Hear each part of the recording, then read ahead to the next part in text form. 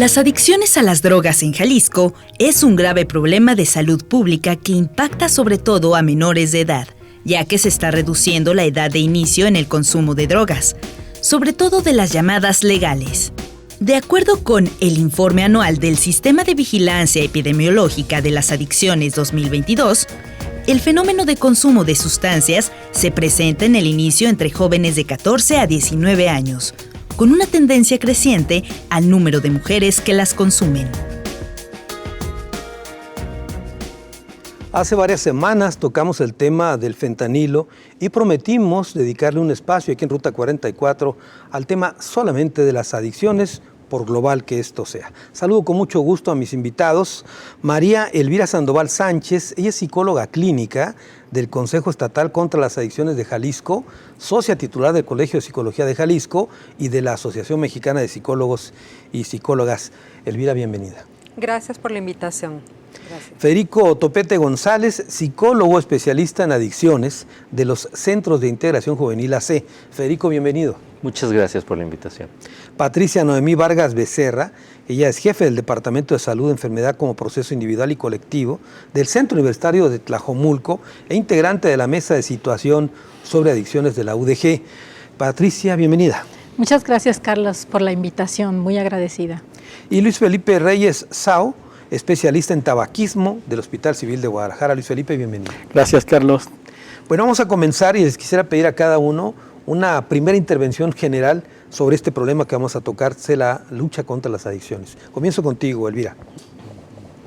Bueno, pues decir que cada vez es muy triste que se va reduciendo la edad precisamente para iniciar con algunas sustancias y que la mayoría de la población cree que las drogas ilícitas, por ejemplo las de tipo anfetamínico como el cristal, son las drogas que tenemos que combatir actualmente el fentanilo, esta lucha con el fentanilo, pero no, tenemos otras drogas de tipo social que son las que nos están ocasionando también muchos problemas en la población adolescente, como es el tabaco y el alcohol, precisamente porque nuestra comunidad lo ve como algo que no es dañino, como sustancias que no van a ocasionar serios problemas, no nada más a la salud física, sino también a la salud mental.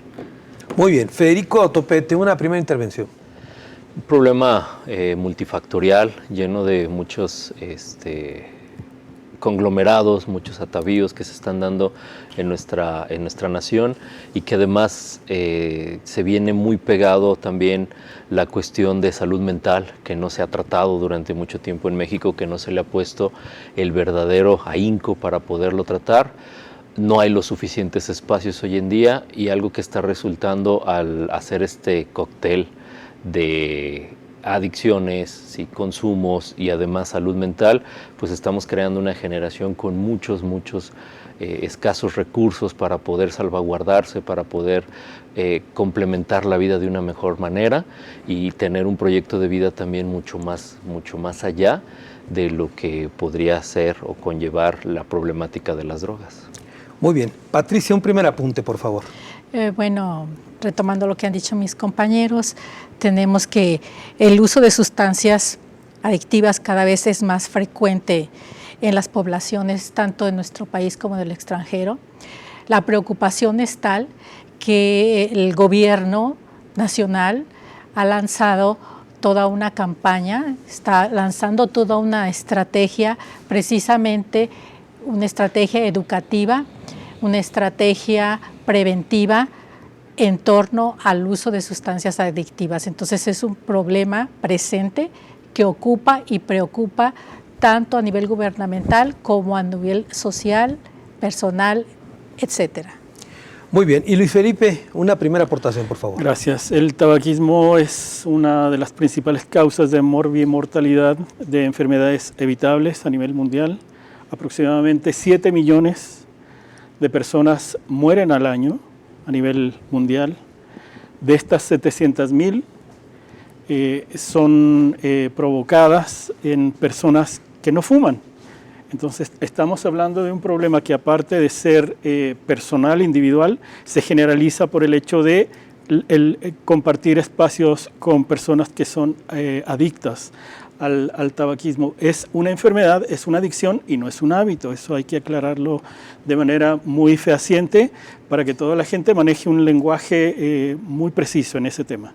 Muy bien, perfecto. Ya tenemos un panorama general, drogas de las llamadas legales, como el tabaquismo, el alcoholismo, drogas sintéticas, hablaremos seguramente de cocaína, marihuana, etcétera. Yo quisiera preguntarte, Elvira, ¿cómo es que la gente llega a caer en la adicción? O sea, ¿cuáles son los factores o qué es lo que existe para que la gente termine tomando este tipo de adicciones? ¿Qué ocurre? Es una enfermedad. Al decir la adicción es una enfermedad, no es un vicio. Está mal empleado ese término, es un término muy, muy despectivo.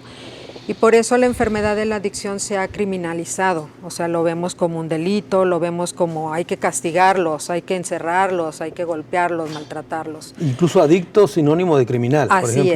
Así es. Y que se relaciona una conducta de consumo, de abuso de alguna sustancia también con alguna conducta de tipo delictivo.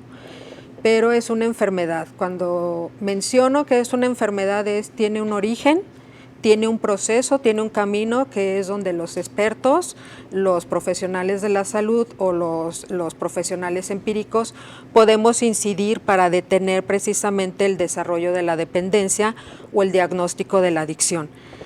Todas las adicciones nos hablan que hay un problema de tipo emocional, de tipo psicológico. Es una enfermedad multifactorial, lo que quiere decir que cuando yo tengo una visión de que la enfermedad es nada más del que consume, es una visión muy, muy limitada, muy reducida.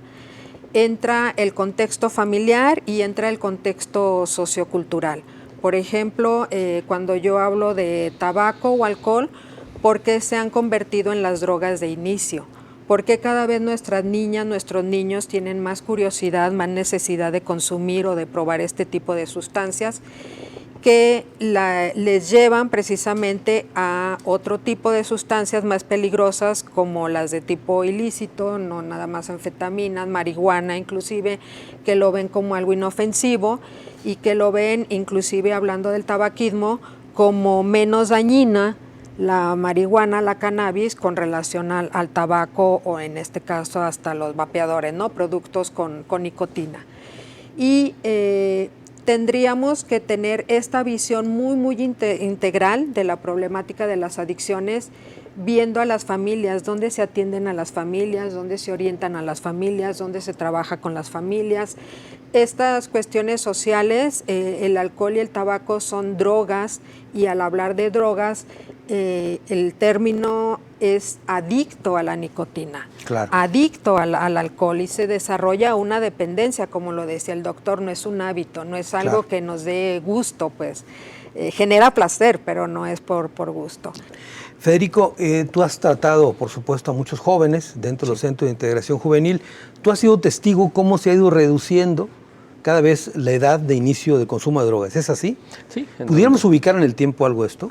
¿En qué década ha ido bajando, etcétera? Sí, en los últimos años, en la última década, este bajón ha sido primordial, ¿no? Y de focos rojos en cuanto al alcoholismo, en cuanto al tabaquismo, porque se ha reducido cada vez las edades. Y en el alcohol, ahorita hablábamos, por ejemplo, de 14 años, pero hay algunas encuestas que nos hablan hasta de 11 años en edad de inicio, en algunos estados donde el consumo de alcohol se hace mucho más abierto hacia los jóvenes. En el tabaco estamos hablando de igual manera. Y se ha escuchado también y se ha estudiado la reducción de otro tipo de drogas, como lo podría decir el cannabis, ¿sí? La cuestión del cristal, la cocaína y los inhalables, los cuales también han estado en esta mezcla cada vez más para los jóvenes, ¿no? Que se ha ido llevando a cabo cada vez más para ellos. Y sí es muy relevante que de los años 90, por ejemplo, que la edad de inicio del alcohol estaba entre los 15, 17 años, ¿sí? A bajar hasta 11 años en algunas de las encuestas, como ya lo veíamos, sí es pues muy, muy alarmante. En tu caso particular, ¿cuál es el menor, valga la redundancia, de menor edad que te ha tocado atender? Para mí, el que más ha atendido con menor edad ha sido de 8 años. 8 años. En Ciudad de México se tiene una persona de 6 años con consumo de cristal y de inhalables. que vivía en la calle, ¿no? En proporción de calle. Pero se tienen estas edades muy, muy marcadas, y ahorita la secundaria es precisamente el punto más trágico que estamos teniendo, porque es donde más se llevan los consumos para los Ahorita jóvenes. vamos a llegar al tema de la escuela. Perfecto. Patricia, me gustaría preguntarte, porque luego a veces se confunden estas cosas, ¿tiene que ver el tema de social, me refiero a la condición de recursos económicos de alguien para que se enganche con adicciones? Porque supondría alguien que de escasos recursos son más adictos, pero hay gente de más alta sociedad que también es adicta. Bueno, no hay distinción de clase social, o sea, todos estamos sujetos al riesgo de consumir sustancias, ¿no?, adictivas. Y depende de la condición socioeconómica, es el tipo de consumo que puedes tener, varía de acuerdo a la condición socioeconómica, pero la condición socioeconómica no es excluyente, que tú digas que alguien de una condición socioeconómica alta y acomodada tiene menores riesgos a consumir qué tipo de sustancias. O sea, la condición socioeconómica no es excluyente, al igual que la condición educativa. Se podría suponer, hipotéticamente, que a mayor nivel de escolaridad podría haber una disminución de los consumos de sustancias dado las condiciones educativas. Sin embargo, no son condiciones excluyentes, o sea, no es totalmente verdadera estas hipótesis, ¿no? Claro. Entonces tenemos que tener presente eso. No distingue clase social y no distingue niveles educativos.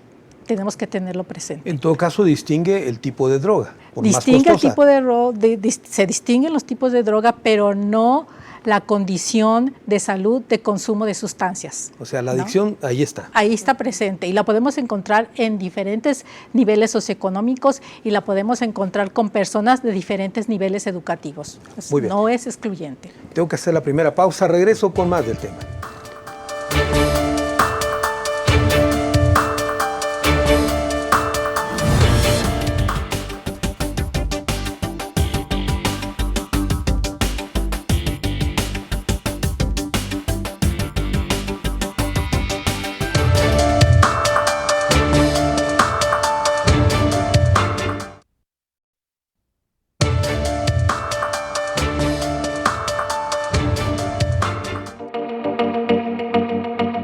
De acuerdo con una encuesta del sector salud, el 21% de niños y adolescentes entre 10 y 19 años en México eran consumidores de alcohol, ya que reconocían haber tomado al menos una copa con una frecuencia diaria, semanal o mensual. La misma encuesta revela que el 4.6% de los menores eran fumadores actuales, lo que confirma que tanto el alcohol como el tabaco son las drogas legales de inicio en el país. La ardua lucha contra las adicciones, el tema que abordamos en Ruta 44 en esta ocasión. Luis Felipe, ya se ha dicho que el tabaquismo es una de las drogas legales de inicio para consumir otras sustancias. ¿Ante qué panorama nos enfrentamos de fumadores en México y en el mundo? En México y en Jalisco también, sí. Carlos, el poder adictivo de la nicotina es tremendo. Tiene un poder adictivo 2 veces más potente que la heroína, por ejemplo. Por lo tanto, estamos hablando de una droga que silenciosamente ha copado y cooptado espacios comerciales, públicos, sociales, familiares, de manera que no tenemos control sobre él. Un fumador ejerce o implica el efecto directo del consumo de tabaco en 4 personas alrededor. No es como en el alcoholismo, que el alcohólico se vierte, es el que consume el vaso. Vierte en un vaso, exactamente. Hay un contenido, un contenedor, y el daño es directo. Bueno, es diferente en caso de que maneje en estado de ebriedad y genere un accidente. Pero en términos puros, estamos hablando de un enemigo para la salud pública que no tiene control. Por eso hablan de fumadores pasivos, totalmente, los que están cerca del que fuma. Totalmente. Habíamos hecho en el paréntesis de la introducción que hay aproximadamente, de acuerdo a los datos de la Organización Mundial de la Salud, 7 millones de personas que mueren anualmente, pero de esas 700,000 corresponden a no fumadores.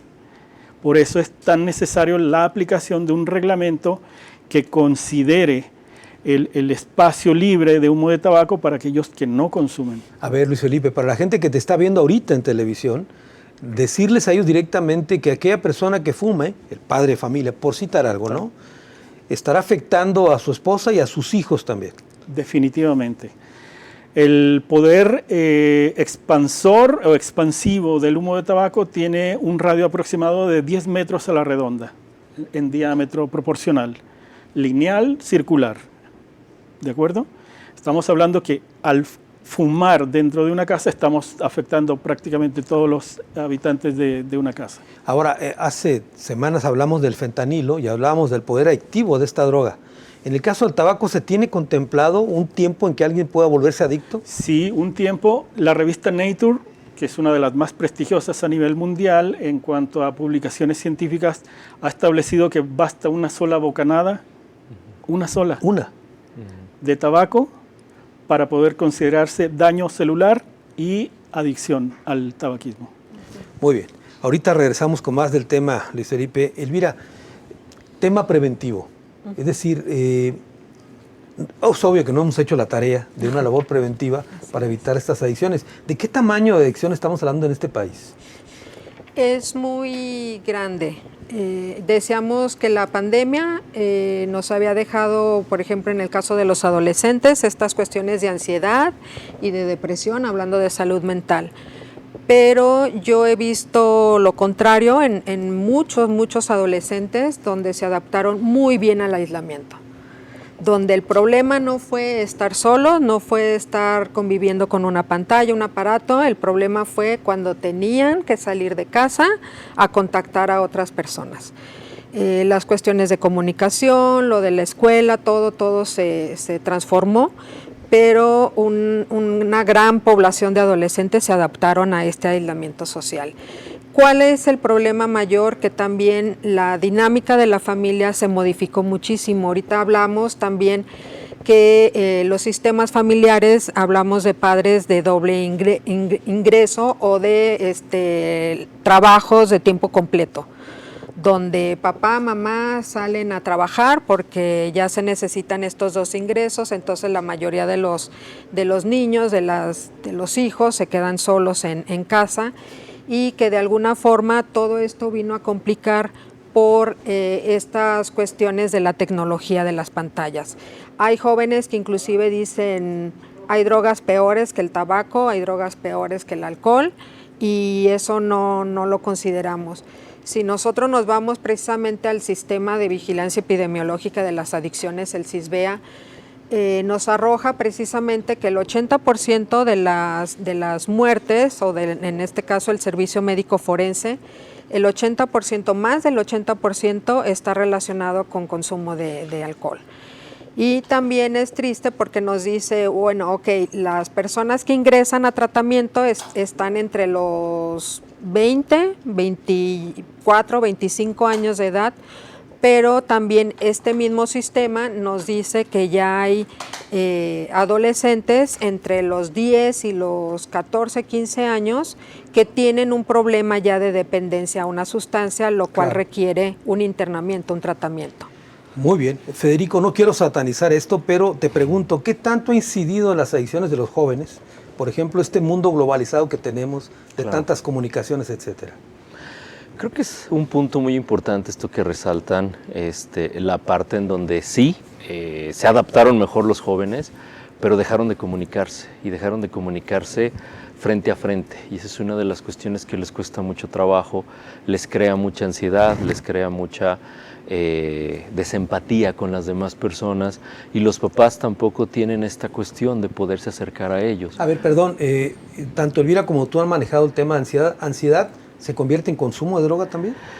No necesariamente, pero hay muchos que sí palían el hecho de consumir alguna droga para bajar y disminuir los grados de ansiedad, ¿sí? Por eso entran las cuestiones, por ejemplo, del consumo de alcohol, las cuestiones del consumo de marihuana, que van a hacer que la persona se sienta mucho más relajado y mucho más tranquilo para poder afrontar todas estas partes que se van a presentar ante la comunicación con los demás. Y los papás en muchas ocasiones están acostumbrados, por ejemplo, al consumo de tabaco para poder hablarlo, para poder silenciarlo si lo vemos desde el lado psicológico, ¿no? Claro. Lo que quiero hablar o lo que quiero decir. Entonces sí ha costado mucho porque luego la comunicación únicamente queda en el celular, únicamente queda en las pantallas, pero no sabemos cómo ponerla hacia el frente con las demás personas, ¿no? Y entonces esto va haciendo que los chicos, pues obviamente cuando se reúnen, a lo mejor, como diríamos en la antigüedad, con la palomilla, con el barrio, con la gente que está alrededor, el hecho de que me acepten por medio de un consumo también se está dando muy, muy a menudo, y esto los va reforzando para ellos sí poder comunicarse. Muchos de los chicos que yo atiendo con los chicos sí me puedo entender, con la gente que sí me pueda dar un poco de empatía me puedo relacionar, pero resulta que mis papás no me dan esto, no me dan esta cercanía, no me dan esta empatía, y entonces ahí hay una comunicación también muy rota, y además viendo la comunicación de los papás, el consumo de los papás también que se puede llegar a tener, pues también ahí tenemos todo un caldo de cultivo. Ahora, y luego se dieron estos retos absurdos en redes sociales de consumo de droga también, ¿no? Claro, sí. Desde el consumo de medicamentos, pastillas, como la clonazepam completamente, ¿no? Muy bien. Precopeo y todo este tipo de cosas, así es. Patricia, ¿qué tan grave, me refiero en números generales, tenemos el problema de las adicciones en Jalisco? Ustedes que están en una mesa de adicciones, etcétera, en la universidad, ¿qué panorama tienen ustedes? Bueno, nosotros no se tiene como una métrica exacta en este momento. O sea, se tenían las encuestas nacionales de adicciones, que fue la última que se realizó en el 2017. Se tenía programada realizar una en el 2018 y se detuvo. Entonces se está volviendo otra vez a recobrar la métrica, se está planeando otra vez. Sí, lo acaban de anunciar hace unos días, ¿no? Que van a volver, 5 años después, claro. O sea, se va a recobrar otra vez la métrica, van a volver a hacer estimaciones, pero del punto donde nos quedamos era, por ejemplo, que la población que tenía el mayor número de personas con problemas de adicciones eran las personas de 18 a 35 años y tenían aproximadamente el 20%. La tendencia es creciente. Entonces, yo creo que ya se superaron, yo creo que estamos entre el 25 y el 30%, ¿no? Uh-huh. Y esto significa alrededor de algunos 15 millones de personas en México que habían probado alguna vez en su vida alguna sustancia, ¿no? Alguna sustancia que le permitiera llevar esto. Si nosotros tratáramos de proyectar. Pero en esta mesa de adicciones eso es lo que estamos tratando ahorita. Tratamos de juntar todos estos indicadores que nos permitan tomar decisiones. Y sobre todo va a ir enfocada al interior de la Universidad de Guadalajara. Entonces también estamos preparando un gran estudio diagnóstico precisamente para saber ¿de dónde partimos? ¿Cuál es la situación prevaleciente en los estudiantes, tanto de nivel de preparatoria como de nivel licenciatura, en esta situación de consumo de sustancias, ¿no? Tenemos que partir de este conocimiento. Estamos ciertos que nos encontraremos con cifras no halagüeñas. Ahora, han ido cambiando, por ejemplo, el tema de los consumos con las drogas, déjame decirlo de esta manera, duras, como la cocaína, las metanfetaminas, etcétera, porque según leía yo, antes México era un país de tráfico y de paso de la droga, pero se ha cambiado el patrón y ahora es un país también consumidor de droga. Uh-huh. Claro, también es un país consumidor de drogas, a pesar de que nuestro presidente señale que no consumimos todavía. Y que no se producen aquí tampoco. Entonces yo creo que no podemos cerrar los ojos ante una realidad que está presente, ¿no? Tenemos que reconocer la problemática existente y tenemos que tomar medidas para enfrentarla. Entonces no solamente se produce, sino que también se consume y se comercializa. Y en ese sentido se tienen que tomar acciones a diferente nivel, reconociendo todo este proceso que se da en la sociedad. Claro. ¿No? Tenemos que ser capaces de reconocer todo ese proceso que nos lleva a un fenómeno múltiple, a un fenómeno multifactorial, como ya lo señalaban nuestros compañeros, pero también a un fenómeno que tiene que ser atendido por múltiples instituciones. Claro. Y también que es un fenómeno que es transdisciplinar. O sea, es un asunto que ocupa a múltiples profesionales de diversas disciplinas. Entonces, no es una cuestión sencilla. Claro. Muy bien. Tengo que hacer otra pausa. Regreso con más de este tema.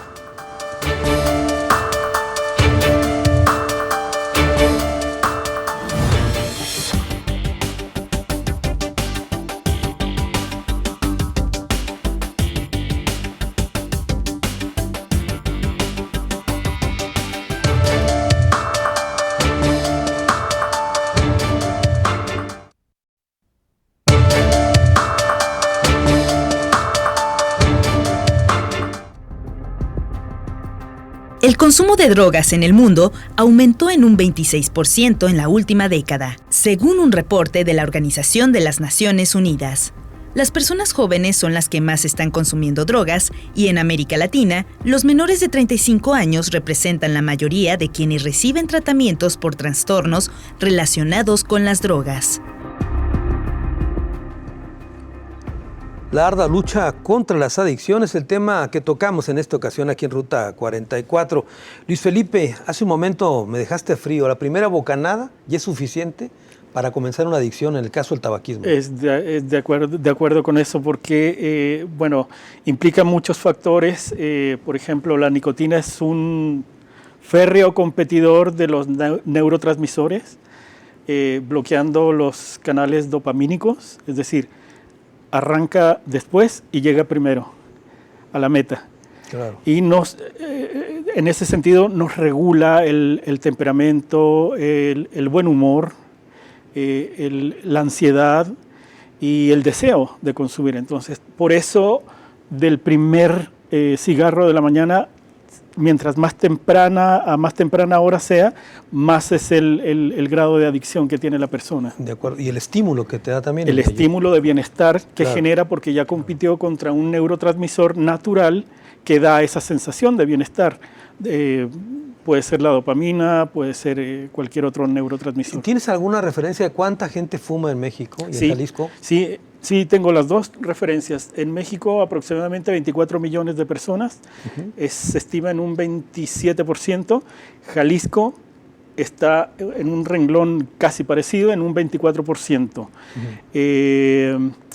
Lo que sí es penoso es que al día en Jalisco mueren 4 personas al día por causas del tabaco. Claro que las causas de muertes implicadas a tabaquismo pueden ser muy diversas. Claro. Es de la situación cardiovascular, el cáncer asociado, la enfermedad pulmonar obstructiva crónica, infartos agudos al miocardio, enfermedades cerebrovasculares, etc.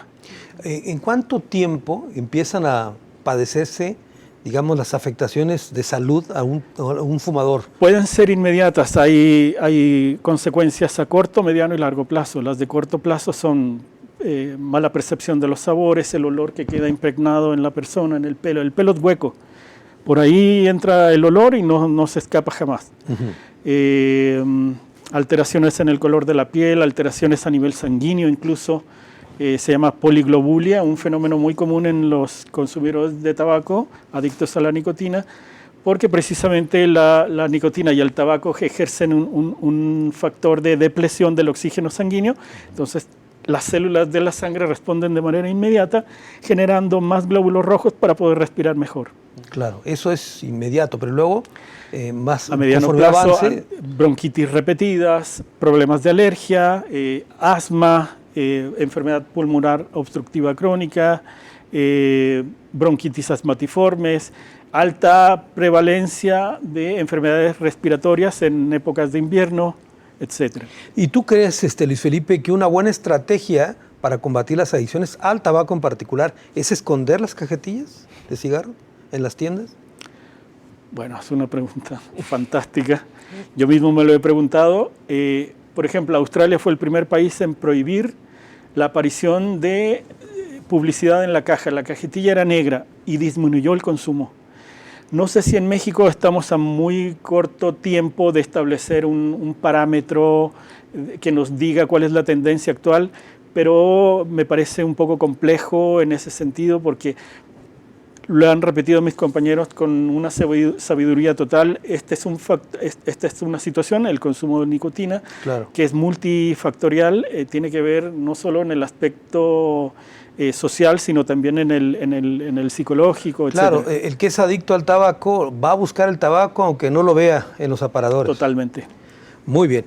Mira, sobre este tema, precisamente, Elvira, ustedes que luchan contra las adicciones, supongo que se han de dar de topes con este crisol de nuevas drogas que hay, pero sobre todo que las drogas ahora son más baratas y se ponen al alcance de más consumidores. ¿Es correcto esto o no? Claro, y por ejemplo, ¿de qué sirve esconder cajetillas de tabaco cuando se están regalando los famosos vapeadores, ¿no? Que es mucho peor en esta relación precisamente de tabaco y los productos con nicotina.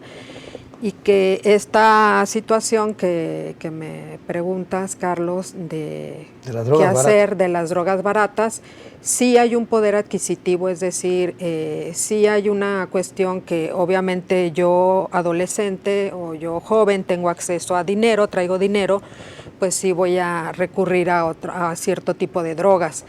No es un criterio lineal, o sea, el decir la posición económica, pero sí influye para que yo decida cuál tipo de drogas usar. Por ejemplo, el repunte de la cocaína. O sea, ya no se hablaba del consumo de cocaína hace 5 años atrás y ahora regresa la cocaína con una pureza del 40%. Porque antes el mercado precisamente de América del Norte, donde se incluye México, era europeo, era de América precisamente, y de repente Europa dice, yo también quiero producir cocaína, pero con una pureza del 40%. Entonces, perdón, ¿y cuánto era antes la pureza? Digo, para tener una referencia. Lo que pasa es que todas las drogas que están saliendo ahorita, al ser manipuladas, al ser sintéticas o químicas o semisintéticas, eso es lo que está permitiendo el mayor daño con los consumidores. Claro. Por ejemplo, el fentanilo, no sabemos en realidad cómo se está produciendo el fentanilo. Claro. El cristal, la anfetamina, no sabemos en sí cuáles son los ingredientes de esta droga. Pero sí sabemos de la cocaína, por ejemplo. De la cocaína sí, está teniendo esta competencia de los mercados. ¿Es más pura ahora? Es más pura. Inclusive la marihuana, la cannabis, reduce precisamente las Naciones Unidas contra el delito, dicen, ¿por qué está habiendo más adolescentes consumidores de cannabis? Porque se reduce la percepción del riesgo, o sea, se está vendiendo socialmente que la cannabis pues es una plantita, es una hierbita, es algo que es inofensivo. Y ahora la están legalizando. Y tenemos la idea, pero no es legal. Hasta el día de hoy, el consumo de la marihuana, inclusive para usos médicos, no es legal. Tiene que seguir un protocolo. Sí, así es. Uh-huh. Muy bien. A ver, casi la misma pregunta te haría, Federico, el tema de las drogas baratas. Tú que has tenido a atender a jóvenes, supongo que ahora consumen cosas, tienen más al alcance de su bolsillo una droga barata, por ejemplo. Totalmente, y son drogas que ya están, como bien lo decían, muy manipuladas, que vienen muy recortadas también. En esta cuestión de la pureza en la cocaína ya no le pueden subir más porque si no sería mortal completamente. Pero, por ejemplo, en la marihuana sí pueden estarla modificando con algo más para que sea mucho más barata, ¿no? Es decir, una bolsita que antes te costaba una cantidad de 200, 300 pesos, hoy que en 50 pesos lo consigues. Y entonces este abaratar de drogas precisamente es para llegar a edades mucho más tempranas que realmente pueden consumirlo, pueden conseguirlo. En esta cuestión que hablábamos del vapeo también, por ejemplo, hablábamos de vapeadores de 500, 600, 800, 1500 pesos, pero ahora estamos encontrando tanto regalados como vapeadores que cuestan alrededor de 100 pesos, 50 pesos. que para cualquier chico en secundaria, preparatoria, pues está al alcance de la mano. Ya que mencionaste secundaria, ¿ese es el caldo de cultivo, la secundaria? Totalmente, las edades de inicio están en estas proporciones, 12, 14, 16, y más en este cúmulo de drogas como lo sería el tabaco, el alcohol, la marihuana, el cristal y los inhalables o la cocaína, que serían los 5 o 6 proporciones que se están dando mucho en México y que son los que más se están moviendo en el mercado. No se diga que no hay otras drogas, pero estas son las principales, y que los chicos, además de poder iniciar a lo mejor por medio del tabaco, pueden entrar también por ser reconocida como menos dañina por la marihuana, porque claro, luego traen esta cuestión de, bueno, el tabaco daña, la marihuana no. No, es buena y es saludable hasta para mis pulmones. Mira, en Estados Unidos ya la venden así, exacto, etcétera, porque ¿no? Estados Unidos lo está tratando de manejar como una cultura es mi cultura. Retomamos, como siempre lo ha hecho Estados Unidos, retomamos las culturas de otros para hacer mi propia cultura. Bueno, en México hablan de libre culto a la personalidad para permitir el desarrollo de la personalidad. O el manejo del consumo de manera como juego. Claro. Recreativa, perdón, sí. sí, como le llaman, para poderme dar permiso. Y los chicos están teniendo esta permisividad mucho más clara, mucho más abierta, y con esta idea de la legalidad que se ha dado cuando no está legalizada. Muy bien, Patricia, si ya tenemos más o menos los umbrales de inicio, una edad, etcétera, si tenemos ubicado perfectamente que es en secundaria, por ejemplo, donde arranca todo esto, ¿no podrían hacerse campañas más dirigidas, preventivas a esos sectores? Yo creo que sí se están haciendo ya. Precisamente el gobierno acaba de sacar una estrategia educativa que empieza precisamente por las secundarias. Están hasta dando trípticos, están haciendo material educativo para maestros y para estudiantes, para los diferentes niveles. Están para el nivel de secundaria, están también para el nivel de bachillerato, también están elaborando materiales educativos, tanto para docentes como para los propios estudiantes, y esto tiene que ver con toda una estrategia educativa, pero tenemos que como diferenciar los grupos de riesgo, pero también tenemos otros grupos que también tienen que ser tomados en consideración, los diferentes grupos poblacionales, claro. Porque si tú dedicas la información al grupo de riesgo, pero necesitas también dirigirla a las familias también, ¿no? Porque finalmente los adolescentes todavía están en sus casas, ¿no? Todavía tienen un núcleo al cual pertenecen, ¿no? Y entonces debemos de ser conscientes que no solamente deben ser estrategias dirigidas a grupos de riesgo, sino también a diferentes niveles de la sociedad. Hay que producir campañas educativas a diferentes niveles, eso es muy importante, pero quiero hacer un énfasis en lo que señalabas, o sea, cómo construimos las narrativas en torno a esto que tú señalabas que tiene que ver con la cannabis, ¿no? Cómo construimos una narrativa de no daño a la salud, o cómo puede ser construida esta narrativa para el tabaco, de que puede ser más peligrosa porque llegas y te ocasiona una enfermedad mortal como es el cáncer. Entonces, yo creo que tenemos que ser muy cuidadosos de cómo construimos estas narrativas para comunicarla a los diferentes grupos poblacionales, ¿no?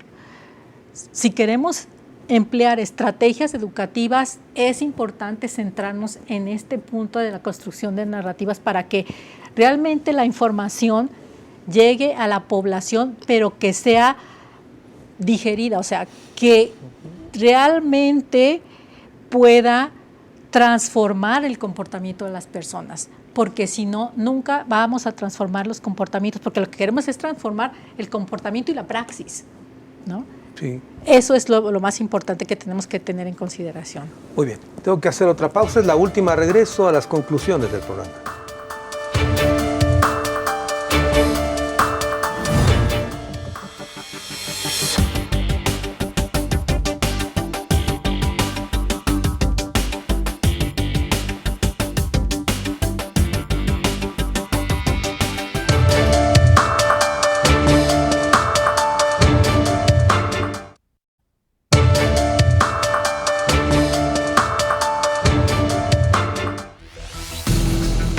La cocaína sigue siendo una de las drogas de mayor consumo en el mundo.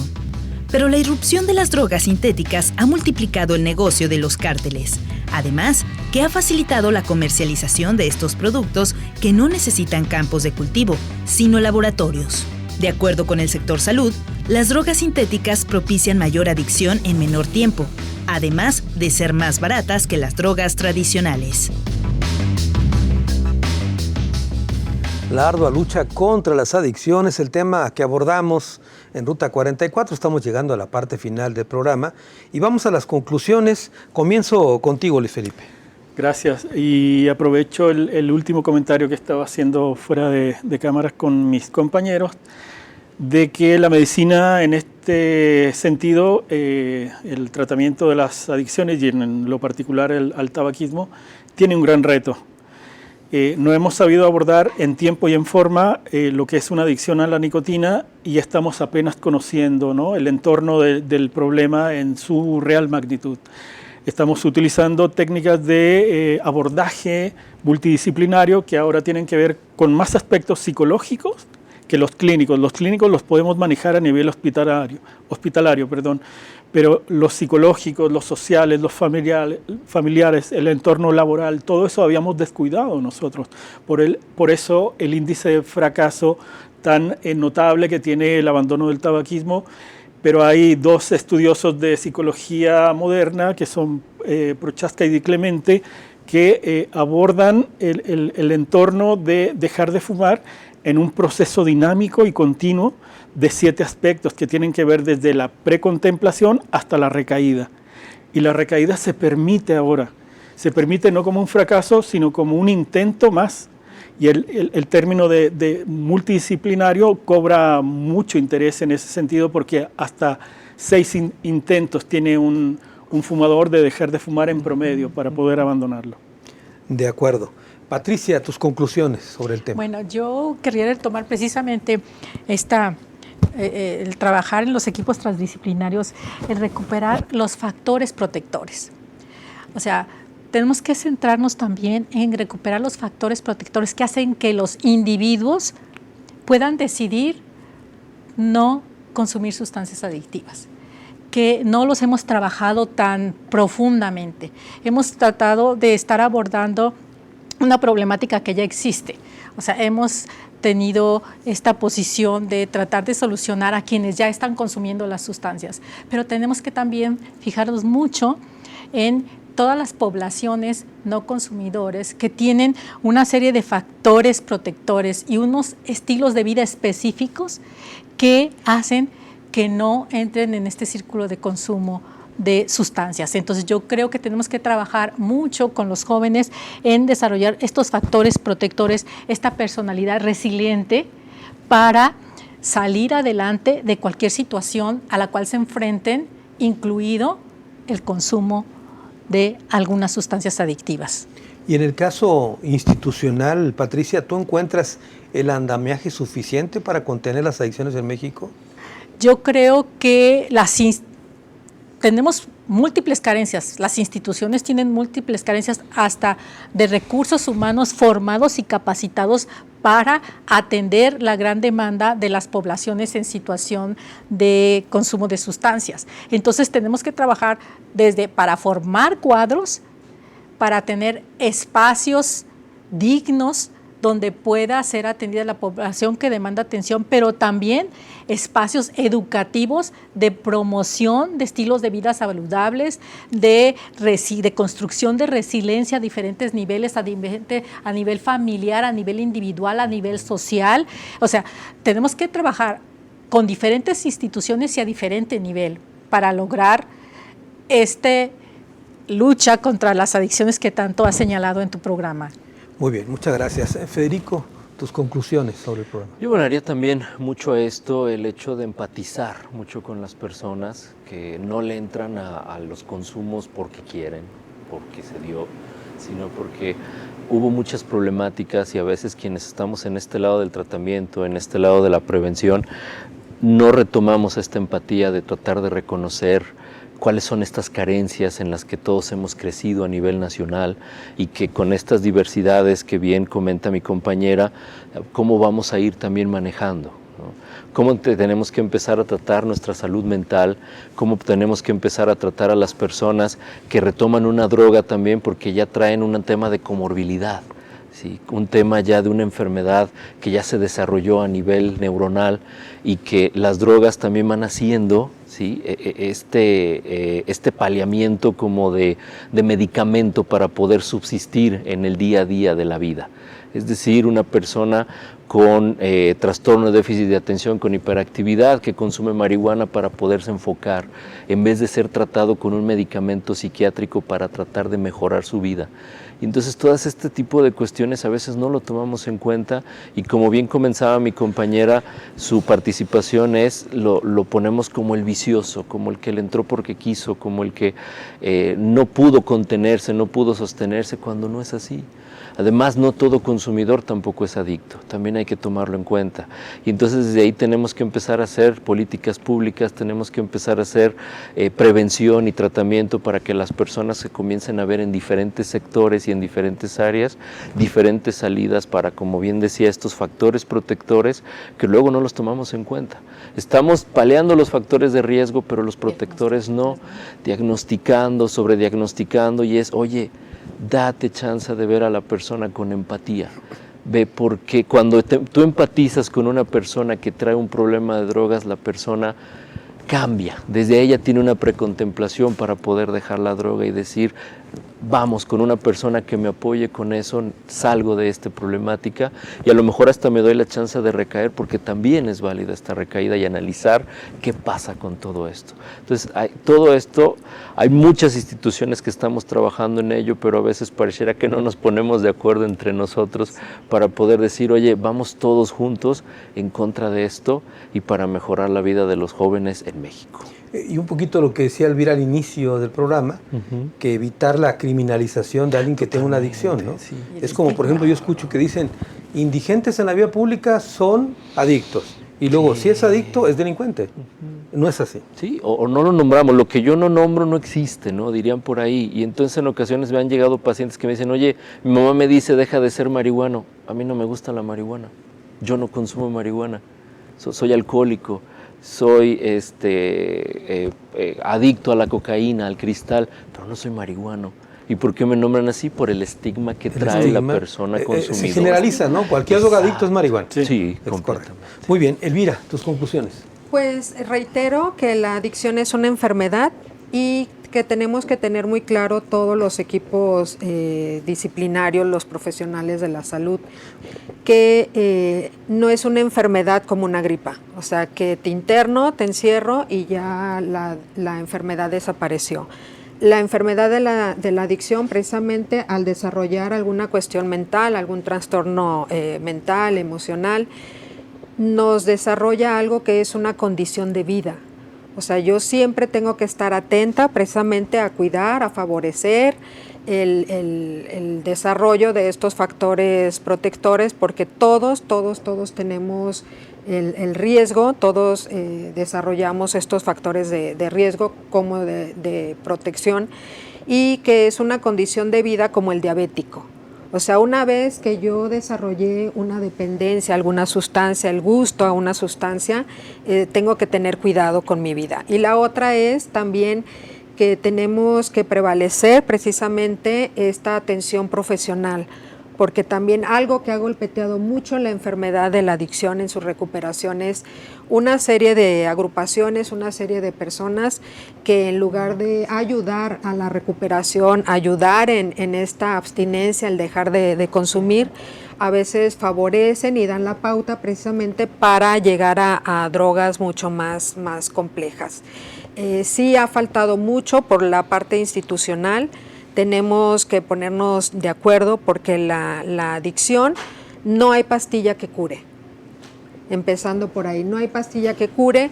La sociedad tiene mucho estigma también hacia los apoyos farmacológicos. Las familias dicen, ¿cómo le vas a dar más droga si te estoy pidiendo que lo deje alejes de esta las droga? drogas. Cuando desconocemos precisamente, inclusive los profesionales de la salud, todo este apoyo favorable que hacen los fármacos para que nos ayuden precisamente a disminuir esta dependencia, este gusto por alguna sustancia. Y abonar muchísimo a estos grupos de psicoeducación, precisamente porque no es modificar una conducta, no es un problema de conducta, no es un problema de falta de moral, falta de valores, es un problema que tiene que ver con salud mental y con salud física. Las dos cosas juntas. Así es. Bueno, pues miren, me parece que el tema es muy profundo, me parece que en una sola mesa no vamos a alcanzar a abordarlo. Por ejemplo, nos faltó hablar, Luis Felipe, de una descripción más detallada de los padecimientos por el tabaquismo.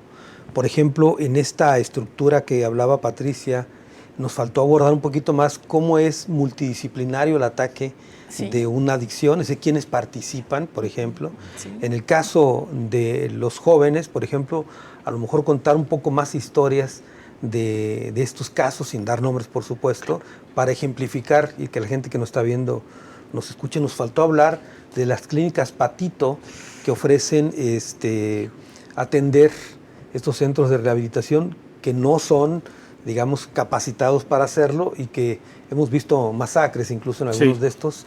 Me parece que hay mucho todavía que contar en el caso de eso. Dignos, que dignifiquen a las Así personas. que los tengo que comprometer a que regresen para hacer un segundo programa sobre adicciones, ¿les parece? Encantado. Y abordar todos los temas que dejamos pendientes. Por lo pronto, Luis Felipe, muchas gracias. Al contrario, Carlos. Patricia, Gracias, muchas gracias por la invitación, muchas gracias. Federico, muchas gracias. Muchas gracias, Carlos. Y Elvira, muchas gracias. Gracias por la invitación. Pero sobre todo, gracias a usted. Hasta la próxima.